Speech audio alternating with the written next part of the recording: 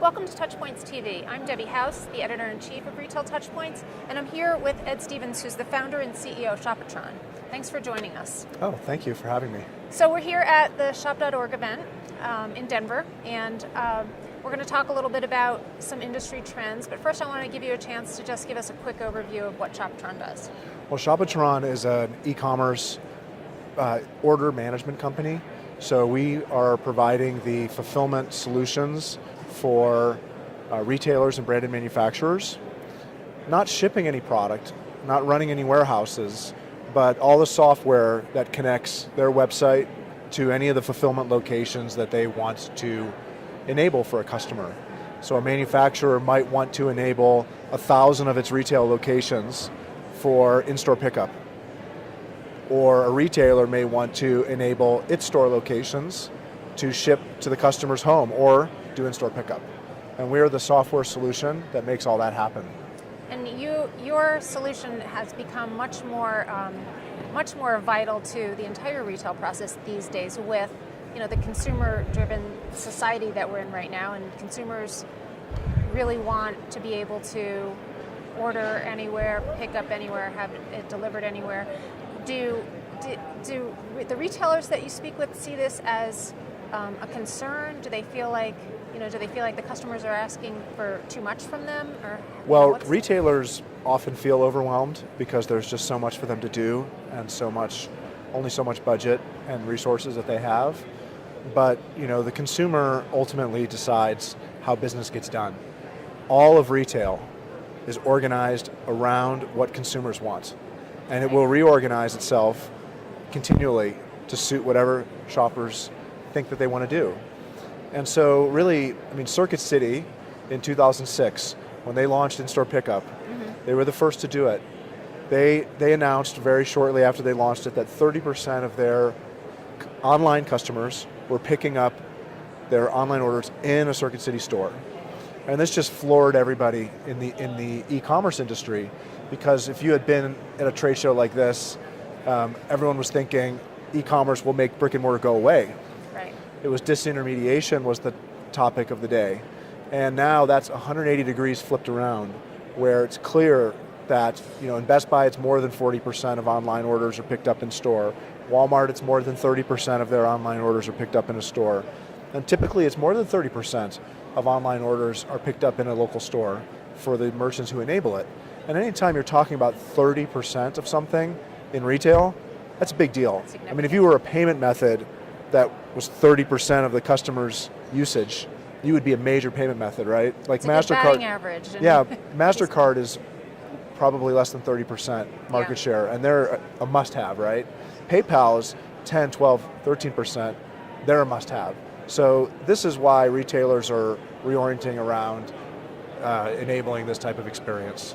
So what are the challenges around being able to enable all of the services that you offer? And I guess as an aside, do most of your customers ask for just certain one or two or three types of services, or do they want you to do everything? That's a good question. They do actually usually start with one or two kind of building blocks, using their stores for in-store pickup, or maybe just using their stores to ship to customers' homes so that they can use their inventory more efficiently.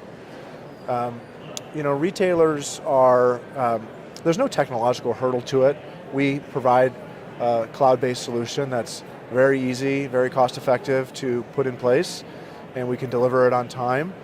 So usually the biggest challenge when you talk to retailers is organizational, because the online division is organized separately from the stores.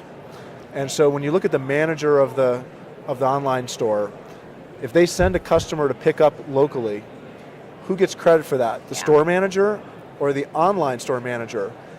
And so then they have to try to do this, I need more people to do in-store pickup orders locally. I need more store staff to fulfill these orders. And that's going to work against my P&L. So I need support from corporate to let me have a worse P&L or give me credit for the sale. But then the online store manager is saying, I need to do pay-per-click and I need to buy all these services, so I need the sale over here, I need the revenue over here, so that I can buy more stuff and get more shoppers. So breaking down those silos between the two, turning these two divisions into allies that are working together for the business, that's the biggest challenge. And actually the easiest way to overcome that is through an inexpensive, simple software solution. It's the lighter weight, the easier it is for them to implement, then the less important this conflict really can be between the two divisions. And in the end, it's going to help the overall business, and the stores don't want to see the stores go away.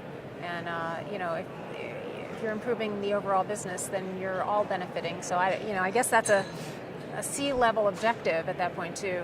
Absolutely, yes. Help to break down those silos and get the divisions to work together. It's always together. at the CEO level or COO level where that just gets sort of, nope, we're going to do this.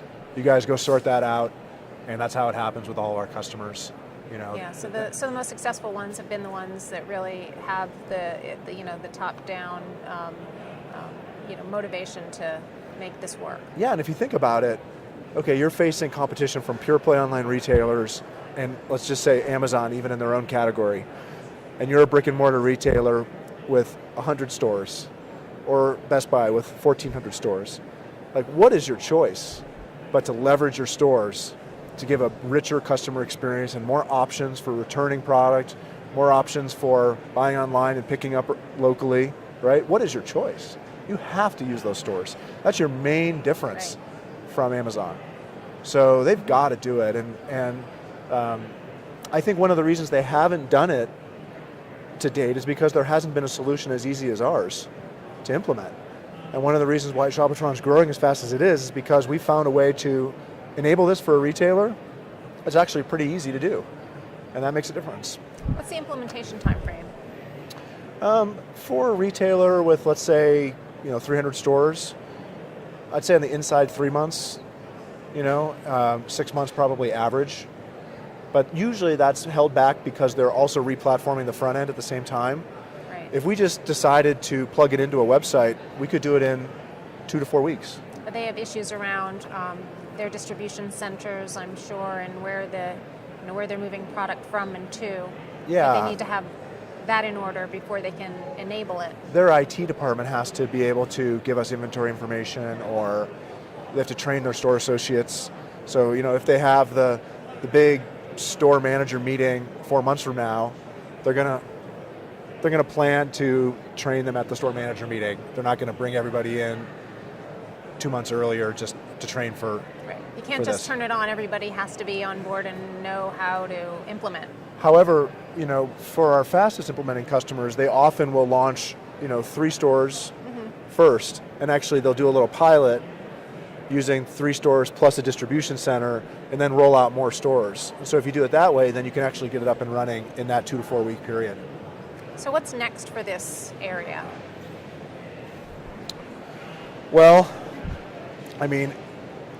inventory information about what's in the stores is something that, in a perfect world, we would have perfect access to on our phones, right, or on a computer. We would always know where every product always was, so that walking down the street, driving, we would just know, I want this, and then you just literally can maybe say it into your phone, and it's just like, okay, take a right, park here, go in and get it, right? So, that's what's coming is instantaneous access to information. It's the faster equivalent of, hi, do you have a red blah blah blah in stock? Hold on, let me walk to the back room and right. Inventory information's always been something that customers retrieved by phone, and now they can retrieve it through a computer, and that's just going to go all the way to the. If you think about it, at some point, back when phones were new, okay, I don't really retailers. Back then, before we were around, right? Back before phones were around, consumers didn't have access to call and find out what was in the store, right? So then somebody got a phone, some retailer got phones and figured out that, hey, it's a competitive advantage for customers to be able to call me. And now today, every retailer has phones, right? It'd be unthinkable to not have a phone in a store, right? So the same thing's going to happen with systems like this. 20 years from now, it just will be like, well, If you didn't have a phone, nobody would take you seriously. And if you don't have this kind of multi-channel fulfillment capability, nobody's going to take you seriously. Right. So are there any announcements that you want to share with us before we conclude? Well, we're rolling out several new upgrades to our order management system. We've just dramatically improved our inventory capabilities and some new algorithms. So for example, now a retailer of fashion apparel can assign orders to be fulfilled from the stores where the inventory is the oldest. Mm-hmm. Okay. Because like white dresses get quite dirty because people touch them. That's why I don't buy those. Right? But if you're a retailer, you're thinking, I want to move the product before it gets shop worn. And so that's a new upgrade. And then also, really exciting, we've just released pick and pack functionality for large format stores. So if you're like a 60,000 square foot store, like just your typical super center, right? Mm-hmm. And in come 10 orders from the website. Okay, now the store associate has to figure out how am I gonna pull these? Well, if it was our old system, maybe they would go and do 10 picks, where today they can do a pick list and they can go and, with a cart, kind of in the same way that a warehouse management system would work. Right. We think of that applied to a store. And I think we're the first to do that. We did it in conjunction with one of our major customers, and that's a really exciting capability for retailers because they can just use less staff. It saves them money. Excellent. All right. Well, thanks so much for sharing all your insights with us today and joining us on TouchPoints TV. Thanks. It was great to be here. And thanks to all of you for joining us on TouchPoints TV. Have a great day.